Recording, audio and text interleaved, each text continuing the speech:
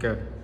Assalamualaikum warahmatullahi wabarakatuh.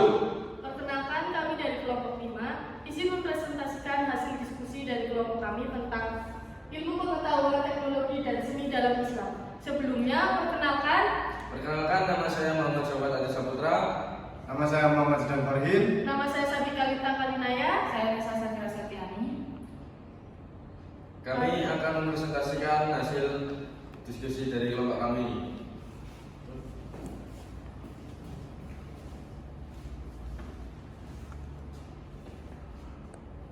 Yang pertama, apa itu IPTEK? IPTEK atau ilmu pengetahuan dan teknologi adalah ilmu yang mempelajari mengenai perkembangan teknologi berdasarkan pengetahuan. Sains atau ilmu pengetahuan adalah pengetahuan yang teratur atau sistematik yang telah diuji atas bisa atau bisa dibuktikan kebenarannya.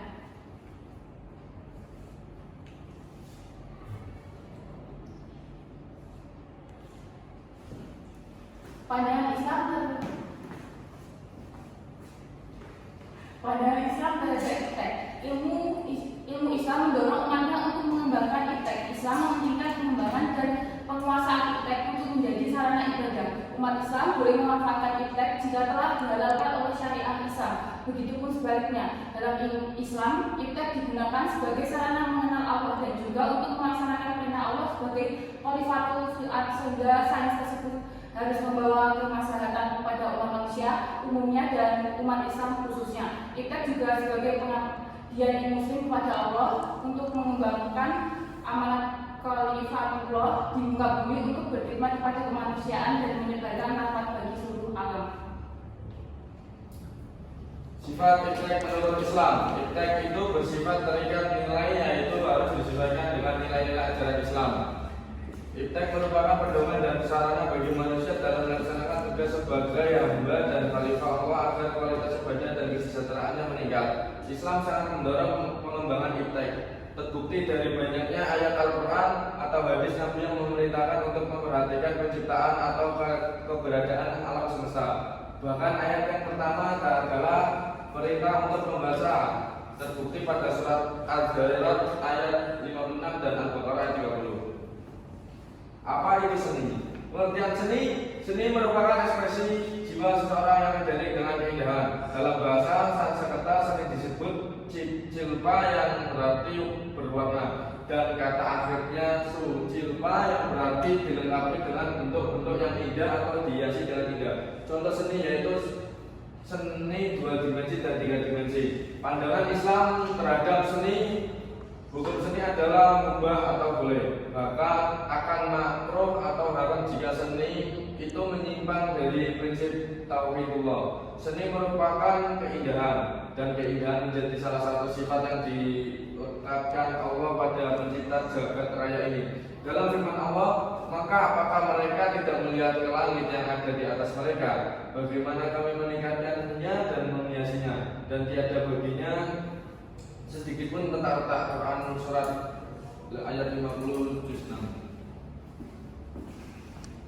Integrasi iman, ilmu, dan amal. Hubungan iman, ilmu, dan amal itu adalah satu kesatuan yang utuh dan tidak dapat dipisahkan. Iman diidentikan dengan akar dari sebuah pohon, ilmu sebagai sebuah batang pohon yang mengeluarkan dahan dan cabang-cabang ilmu pengetahuan. Amal diibaratkan sebagai buah dari pohon tersebut. Iman, ilmu, dan amal bisa kita ibaratkan dengan akidah, syariat, dan akhlak. Ketiganya memiliki hubungan yang terikat satu sama lain. Perbedaan iman, ilmu, dan amal. Iman berorientasi terhadap rukun iman yang 6, sedangkan ilmu dan amal berorientasi pada rukun Islam yang 5, yaitu tentang cara ibadah dan pengamalannya yang menghasilkan ihsan, kebaikan, dan kemanfaatan bagi umat manusia dan alam lingkungannya. Keutamaan orang beriman dan berilmu.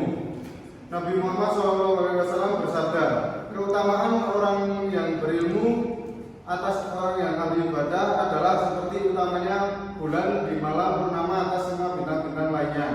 Sebagaimana penjelasan di atas dapat diketahui betapa luhur kedudukan orang yang berilmu, maka tidak heran para ulama terdahulu menghabiskan sebagian besar waktunya demi melestarikan ilmu, terutama ilmu syariat Islam. Bahkan di antara mereka ada yang rela tidak berkeluarga demi mengabdikan diri sepenuhnya untuk ilmu.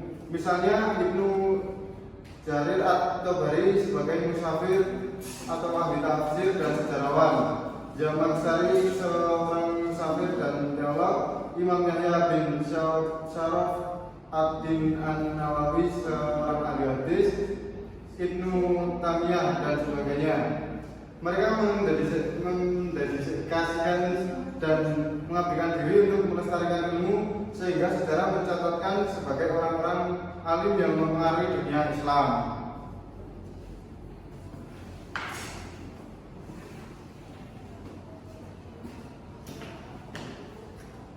Baik, cukup sekian presentasi dari kelompok 5, kurang lebihnya mohon dimaafkan. Semoga materi yang telah kami paparkan dapat memberikan manfaat bagi teman-teman semua. Terima kasih. Wassalamualaikum